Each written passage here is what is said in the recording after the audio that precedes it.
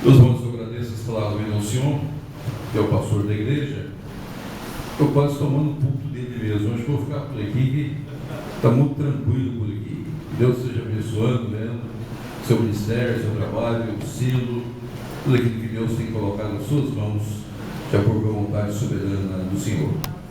Eu quero, em nome do Velael, cumprimentar todos os pastores, todos os colegas presentes nessa oportunidade. Que Deus seja abençoando todos os nossos colegas, pastores. Deus seja guardando-os na graça e no poder do Senhor. Aos dois corais, os nossos cumprimentos, gostosos ouvi-los.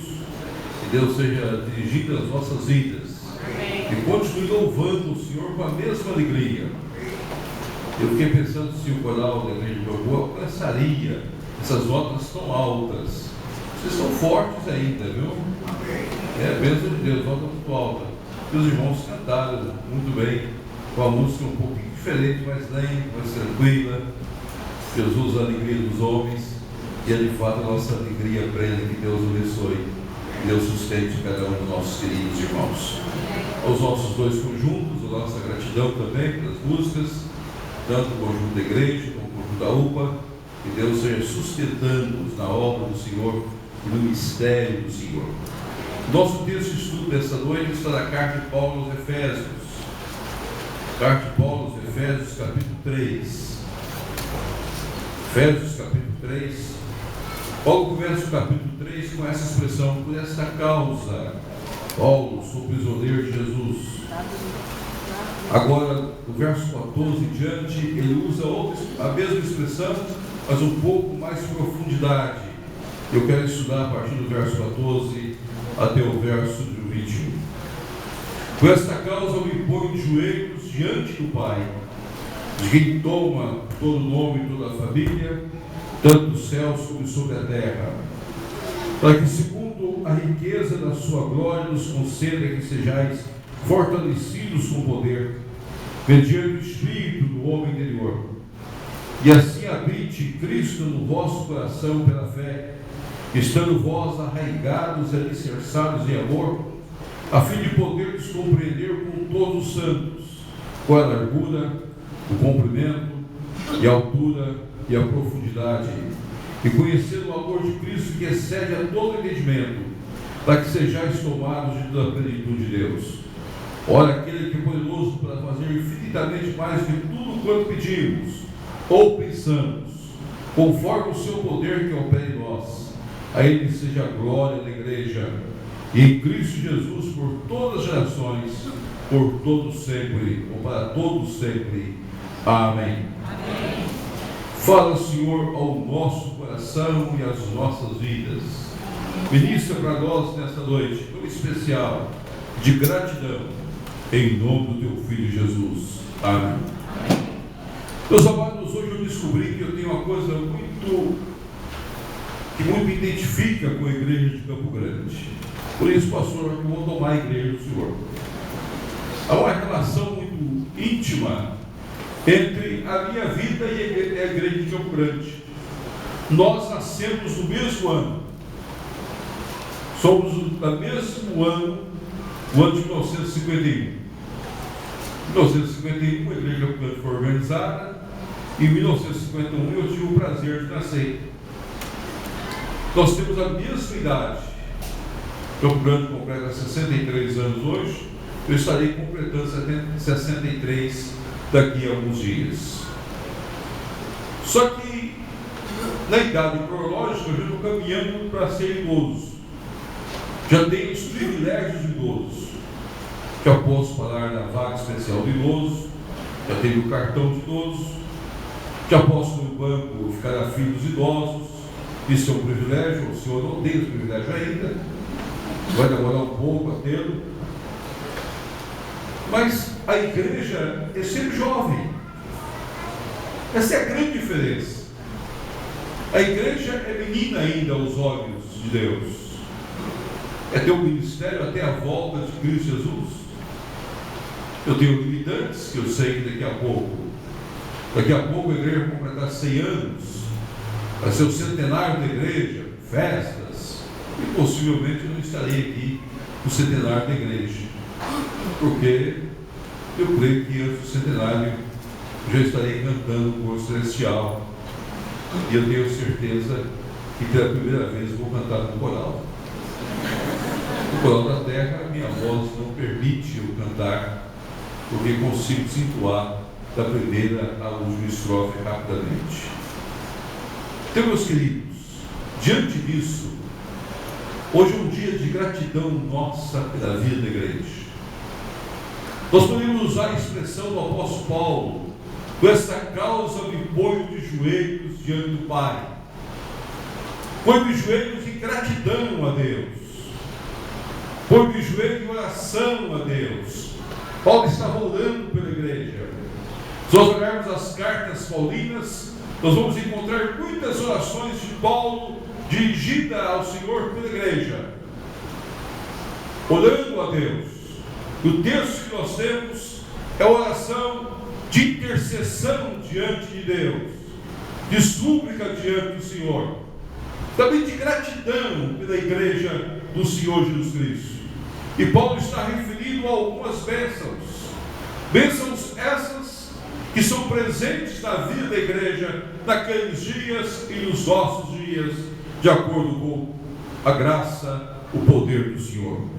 Por esta causa me ponho de joelho, de que em todo nome, de toda a família, tanto no céu como na terra, para que segundo a riqueza da sua glória, os conceitos sejam fortalecidos com poder, mediante o Espírito do homem interior, e assim habite Cristo no vosso coração. A igreja nada mais é do que uma vida do Espírito Santo de Deus. Esse é o grande motivo de nós agradecermos a Deus. Nós não estamos aqui porque um dia eu e você tomamos a decisão de aceitar a Cristo como nosso Salvador. Não fomos nós que tomamos essa decisão. Foi o Espírito Santo de Deus, dentro do projeto eletivo de Deus, de acordo com a vontade soberana de Deus, que nós não compreendemos, que nós não entendemos, mas pela graça e somente pela graça, o Espírito nos chama, toca nos nossos corações, toca nas nossas vidas, e traz eu e você para sermos parte da igreja do nosso Senhor e Salvador Jesus Cristo. Quando nós levantamos as mãos, quando nós afirmamos eu creio em Jesus, quando nós experimentamos a regeneração, quando eu e você nascemos de novo em Cristo Jesus, nosso Senhor, o Espírito Santo de Deus, de uma maneira indescritível, tocou no nosso coração, gerou em nós nova vida, e nós experimentamos um novo viver com o nosso Senhor. Eu me lembro de uma senhora que viveu toda a sua vida no espiritismo kardecista. Minha região tem muito espírito kardecista, muitos seguidores do Kardec. E essa senhora conviveu a vida toda no espiritismo kardecista. Mas ouvindo o rádio, ela foi ouvindo as mensagens. Um dia ela entrou na igreja. Quando terminou o culto, ela veio me abraçar e disse: pastor, eu quero me tornar membro dessa igreja. Eu dei um susto e disse: eu já a conheço há tantos anos, já conheço sua família. Disse: pastor, eu senti algo diferente. Eu vi que eu estava errada, eu estava em pecado. Eu quero ser parte dessa igreja. Eu recebi essa senhora, professora de fé, aos 68 anos. Foi um momento muito especial da nossa vida. Toda a sua vida viveu seguindo Allan Kardec. De uma hora para outra, tocada pelo Espírito Santo de Deus, abre o seu coração, experimenta uma nova visão da vida, descobre que é pecadora, que nasce de novo, compreende a graça do Senhor, compreende o chamado de Deus e diz sim ao Evangelho Santo do nosso Senhor Jesus Cristo. A igreja é formada de homens e mulheres dessa natureza. Homens e mulheres que têm experimentado nas suas vidas o toque especial do Espírito Santo de Deus. E é por esta causa que nós nos colocamos de joelhos diante do Pai. Não por pessoas que não tomaram essa decisão, mas por pessoas tocadas pelo Espírito Santo de Deus, que vivem no poder do Espírito, de acordo com a vontade sábia do Deus sábio. É como se o Senhor pudesse dizer para nós, como disse para Nicodemos, que importa nos nascer de novo. Mas eu sou velho, Senhor. Como eu posso nascer de novo? Como eu posso voltar ao ventre materno? Como eu posso ter uma nova experiência? Como eu posso descobrir que Jesus é o meu Senhor? E o Senhor continuou olhando para Nicodemos e deixa bem claro a ele: alguns que nascem da carne, os que nascem do Espírito, vivem do Espírito. É da graça de Deus, é do fogo do Senhor que nós nascemos, eu e você. Um dia nós professamos nossa fé, não por mérito nosso, não por vontade nossa, não por desejo nosso, mas pelo Espírito Santo de Deus, que habita em nós, que nos convence do pecado, do juízo e da justiça, que nos ensinou, miseráveis pecadores que somos, nós podemos estar na presença do Senhor e podemos afirmar que Jesus Cristo é o nosso Salvador. Graças te damos, Senhor. Por essa causa me ponho de joelhos, em gratidão, por essa salvação gratuita em Cristo Jesus, o nosso Senhor, o Espírito Santo do Senhor. Mas há outra coisa que Paulo coloca para nós: por essa causa me ponho de joelho, porque a igreja vive no amor de Deus. Nós não vivemos no amor de cada um de nós, mas nós vivemos no amor de Deus. Esse amor que perdoa, esse amor que cura, esse amor que trabalha em nós. Eu muitas vezes sento em minha casa e começo a olhar minha vida e começo a dizer: Senhor, eu sou tão grato porque o Senhor me ama tanto. Se não fosse o teu amor, o que seria de mim? O irmão já pensou nisso? Já olhou sua vida? Algumas vezes ele dá aquela bobeira, ele fala cada coisa, depois a gente se arrepende, se quebranta e entende o grande amor de Deus para as nossas vidas. Esse amor que perdoa, esse amor que cura, esse amor que não ressente do mal, esse amor que nos espera, esse amor que tudo espera, esse amor que é paciente, esse amor que é benigno.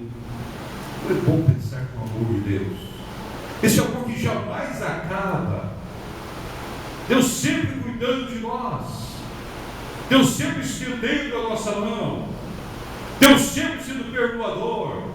Quando eu leio a história de Davi, grande rei Davi, ou que se tornou o rei pelo mérito de Deus, tirado do meio dos animais para ser rei de Israel, com todas as qualidades, recebeu tudo de Deus, todas as bênçãos, todas as vitórias, todas as alegrias, todos os presentes. Mas um dia Davi pecou diante de Deus. Agora é um homem que estava em pecado. Mas uma das coisas mais lindas da Bíblia Sagrada, quando Deus manda Natan na casa de Davi. Natan agora deveria confrontar o rei, deveria conversar com Davi. Natan, aquele jeito tão peculiar dele de profeta, que não contou a história de uma vez. Ele não chegou e disse: Davi, você é um pecador. Não, Natan disse isso. Davi disse, chegou para Davi e disse: Davi, eu quero te contar uma história. Davi disse: então conta, profeta. Pensa nesse diálogo. Então conta a história. Eu creio que Davi estava constrangido e recebeu o profeta na casa dele. Não sei se algum irmão já visitou alguém em pecado. A pessoa em pecado, ele fica constrangido, ele fica nervoso, ele mexe com a mão, ele mexe com o braço, ele mexe com um jeito, ele mexe com a perna. E aquela situação, Davi até chegou e disse: Davi tinha um homem que tinha todo o rebanho, muito gado, um rebanho grande, enorme. E o seu vizinho tinha uma pequena ovelha que ele cuidava, todo desvelo, todo carinho, toda paixão. Aquele homem que possuía o rebanho resolveu uma festa, fazer um banquete, e mandou buscar a ovelhinha do vizinho, mandou matá-la para dar um banquete. Quando falou isso, Davi deu um pulo, disse: se esse homem for do meu reino, eu vou tirar a cabeça dele. Pensa você na reação de Davi. Diz: se um cara desse é do meu reino, esse cara merece ir para a terra dos prejuízos. O terceiro viu mais. Essa expressão não existia naquela época, viu, irmãos? Mas é isso que Davi está dizendo. Esse cara precisa viver mais. Ele ultrapassou todos os limites. Quando Davi fala assim, o Natan, com um jeito tão peculiar, disse: tu és esse homem, Davi. Tu és esse homem. Qualquer filha de Israel poderia ser sua esposa. Por que foi buscar Betseba? Porque matasse Urias e caísse no profundo pecado. Aí Davi chora, quebranta. Uma das coisas mais lindas que acontece aí. Davi fala: eu quero pedir perdão a Deus. E Davi responde: Deus já te perdoou. Antes de você pedir perdão, Deus já te perdoou. Esse é o amor de Deus por nós. Esse amor que não tem largura, não tem comprimento, esse amor que não tem altura, não tem profundidade, esse amor que nós não podemos imaginá-lo nem entendê-lo. É assim que Deus nos ama. Há situações de nossas vidas que Deus nos carrega no seu colo santo, nos envolvendo com um manto de misericórdia, nas horas difíceis, nas horas árduas. Por isso nós agradecemos a Deus, porque nós não só vivemos do poder de Deus, mas nós vivemos do amor de Deus. Esse amor que envolve as nossas vidas, envolve os nossos lares, envolve os nossos filhos, envolve as nossas casas, envolve tudo aquilo que nós somos de uma maneira tão peculiar.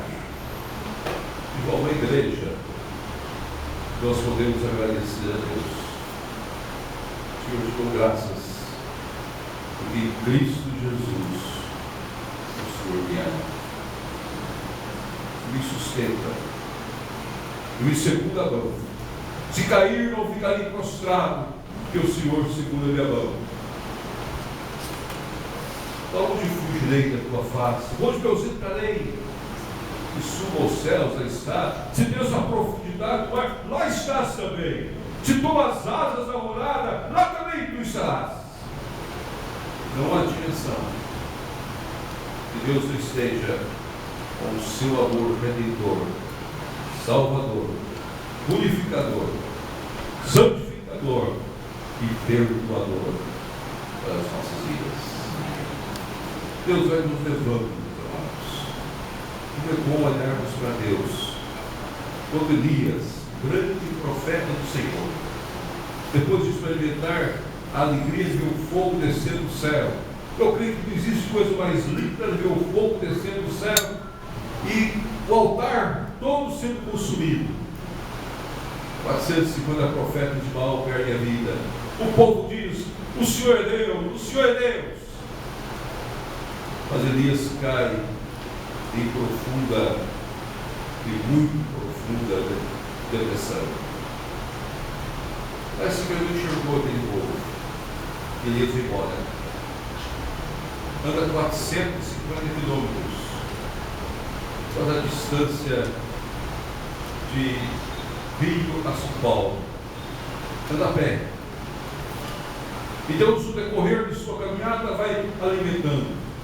vai dando vida para Elias, vai fortalecendo Elias, até que um dia Deus pergunta: Elias, o que está acontecendo? E o Senhor: estou só, tira a minha vida. E o Senhor continuou cuidando. Depois que chegar ao final da sua caminhada, o Senhor pergunta: Elias, o que está acontecendo? Vem cá, vamos conversar. Mas é interessante que Deus não conversa com Elias como se um trovão conversasse. Deus não é aquele ser cerimonioso, cheio de cerimônia, que diz: Elias, vem cá, meu filho. Ele não falou assim com Elias. E nem Deus falou com Elias também quando um raio estivesse caindo. Mas a Bíblia coloca para nós que Deus falou no sucinho, tranquilo: Elias, meu filho, vem cá. Vamos sentar aqui. Meus amados, eu convivi com meu pai há alguns anos. Quando meu pai nos chamava para conversar, uma voz mansa e tranquila, ele até arrepiava. Ele falava bravo, ele sabia que eu tinha orelha, um castigo, mas quando ele falava: meu filho, eu preciso conversar com você, ele assustava, eu tremia até os ossos. Sabia que ele ia falar coisas tão profundas. Minha mãe é a mesma coisa. Quando minha mãe batia no ombro nosso: meu filho, hoje eu orei por você o dia todo. Hoje à noite, antes de deitar, eu quero conversar com você.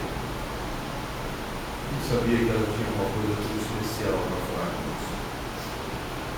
Deus chamou Elias com a voz tão tranquila: vem cá, meu filho, o que está acontecendo? Ó Senhor, eu estou só. Jezabel quer tirar minha vida. Já viu uma pessoa com depressão? Ela fica com uma voz fina, débil: Senhor, eu estou só. Jezabel quer tirar minha vida. O Senhor não dá mais, tira minha vida, Senhor. Não, eu vou tirar sua vida. Você vai voltar para ungir alguém para o seu lugar. Vai ungir alguém para ser rei. Eu tenho 10 mil que não dobraram seus joelhos diante de Baal. Falta Elias. E agora Elias começa a passar os grandes lugares de Israel, até que é levado aos céus pela graça do poder de Deus. Isso é isso que é amor. Este cuidado providencial de Deus para cada um de nós. Por isso nós louvamos, nós glorificamos e nós agradecemos a Deus. Mas há nesse texto uma outra afirmativa que nos leva a pôr joelhos diante do Pai. É porque Deus nos dá mais do que pensamos, mais do que pedimos. Ele nos dá infinitamente mais do que todas as coisas. Senhor, graças te damos, porque o Senhor nos sustenta de uma maneira maravilhosa. Fui moço e agora sou velho. Jamais vi o justo ser desamparado, ou a sua descendência a mendigar o pão. Deus abre as portas dos céus e derrama sobre a sua igreja bênçãos sem fim. Sem negociar, sem nenhuma proposta decorosa. Nós não precisamos pagar nosso carro, nós não precisamos pagar nossa casa, nós não precisamos fazer nenhum negócio com Deus. Ele nos dá gratuitamente. A única coisa que Ele pede de nós é a nossa confiança restrita diante dEle, quando nós entregamos nossos dias, nossas ofertas. Mas se negociar com Deus, Ele abre as comportas dos céus. Uma das coisas que me chama a atenção são os 40 anos andados pelo deserto. Eu creio que os irmãos, quando lêem a história do deserto, ficam imaginando a nação toda caminhando pelo deserto. Toda a nação, enfrentando todas as intempéries do tempo. Mas Deus, na sua graça, no seu poder, faz algumas coisas maravilhosas com essa nação. A primeira coisa que Deus faz: o deserto é profundamente frio. Eles não tinham cobertores, nem cobertas, roupa de frio própria. Mas Deus, na sua graça, no seu poder, põe a nuvem do céu, põe a coluna de fogo. E a coluna de fogo não é só para iluminar o povo na sua caminhada, mas a coluna de fogo é para aquecer o povo das noites frias do deserto. Ninguém morreu no frio. No outro dia, durante o dia, a caminhada do deserto era um sol escaldante. E não tinha como aquele povo caminhar. Então Deus deu a nuvem. Que aquela nuvem trazia sombra para que o povo pudesse caminhar tranquilamente pelo deserto. Deus mandou o alimento. Eles não plantaram. Eles não colheram. Eles não produziram nada. Deus mandou todo o alimento necessário. Deus mandou a água necessária para que eles pudessem ter a água, pudessem ter o alimento nos 40 anos de caminhada. Mesmo sabendo que aquele povo tinha sido rebelde, difícil, que poderia ter entrado nos 3 meses de caminhada, Deus continuou cuidando daquele povo até o dia que eles poderiam entrar na terra. Eles foram cuidados por Deus. E a terra que Deus deu era uma terra diferenciada das terras do Baixo Nilo.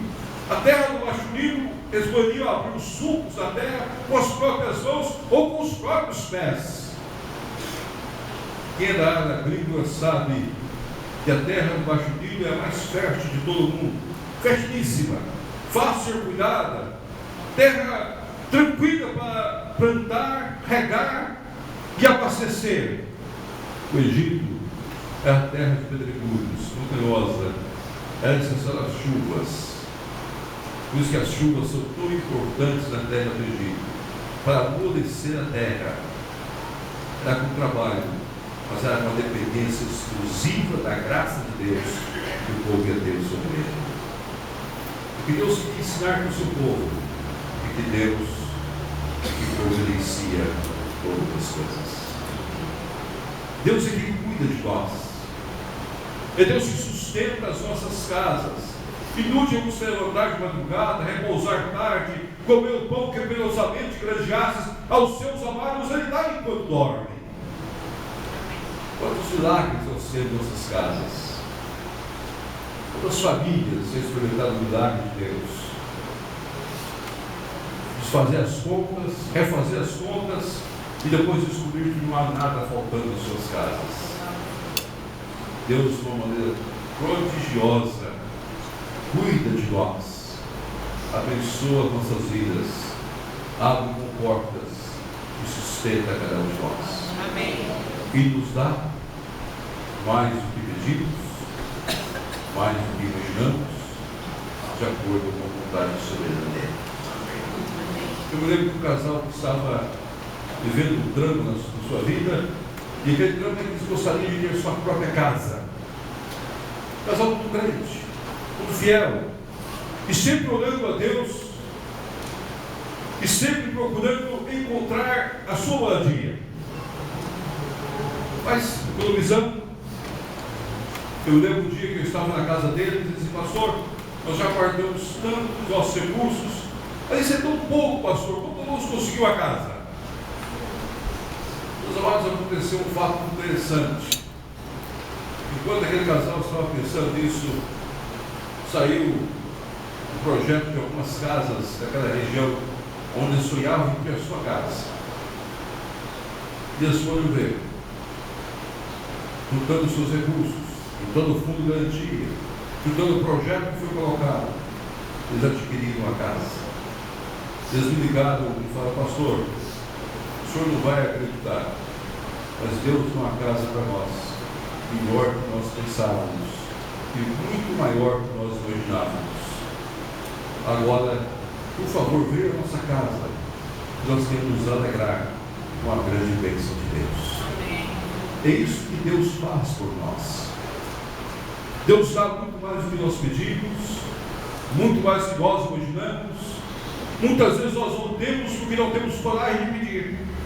Muitas vezes nós não recebemos porque não temos coragem de ousar diante de Deus.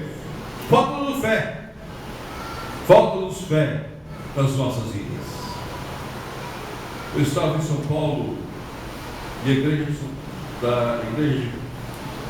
onde o Rio é pastor, foi desafiada a orar para paz em São Paulo, para diminuir a violência em São Paulo.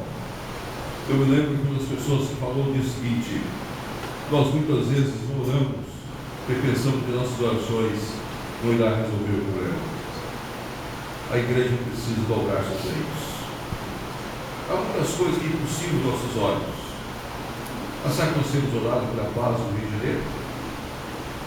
Será que nós temos orado para que Deus mude a história do nosso estado? Será que nós temos clamado diante de Deus para que Deus oriente as decisões a serem tomadas diante de tantas coisas, muitas vezes são difíceis aos nossos olhos? Tanta violência, tanta dor, tanta amargura, tanta tristeza. Deus nos dá mais do que pedimos e mais que nós imaginamos. Muitas vezes falta-nos fé para dizer ao monte: sai e vai para o outro lado. Muitas vezes falta-nos coragem diante de Deus. O Pai das Missões colocou um lema que ficou histórico: empreenda grandes coisas diante de Deus e espere grandes coisas de Deus. Amém. Ao chegar à noite na sua casa hoje, dobra o seu joelho e fala: Senhor, eu quero uma coisa que aos meus olhos é tão grande. Espero, Senhor. Amém. Deus nos dá muito mais que pensamos, do que imaginamos, porque Ele é aquele que tem poder sobre todas as coisas. Amém. Por esta causa, me ponho de joelhos. Em gratidão, porque a igreja é formada pelo Espírito Santo de Deus. Só no Espírito é que nós vemos. Em gratidão, porque a igreja conhece o amor de Deus. Esse amor que é mais profundo, mais alto, esse amor que é mais largo, que é mais comprido de todas as coisas. Esse amor que é imensamente grande para nós. A igreja vive dele. Mas porque a igreja vive na dispensação da sustentabilidade de Deus. Tudo que nós temos, tudo que nós imaginamos, tudo que nós sonhamos, Deus dá muito mais do que nós sonhamos. 63 anos de gratidão. Vamos orar, irmãos. Aqueles que quiserem ficar de joelhos são convidados a pegar. Vamos colocar a sua vida diante do Senhor. Vamos orar.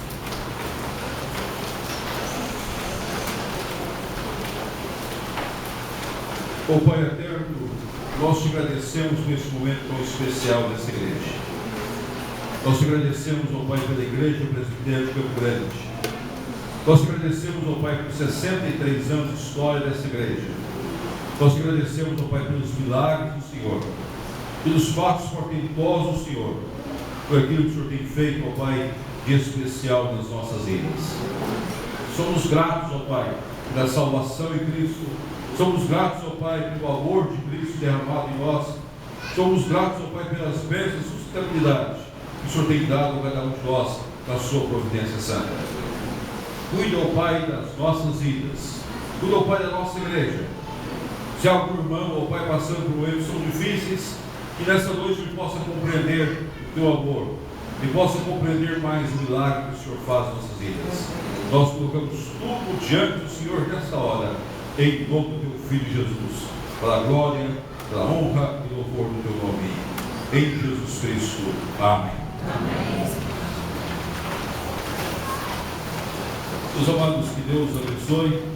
Eu peço licença, pastor, eu devo correr para viajar agora. Muito obrigado.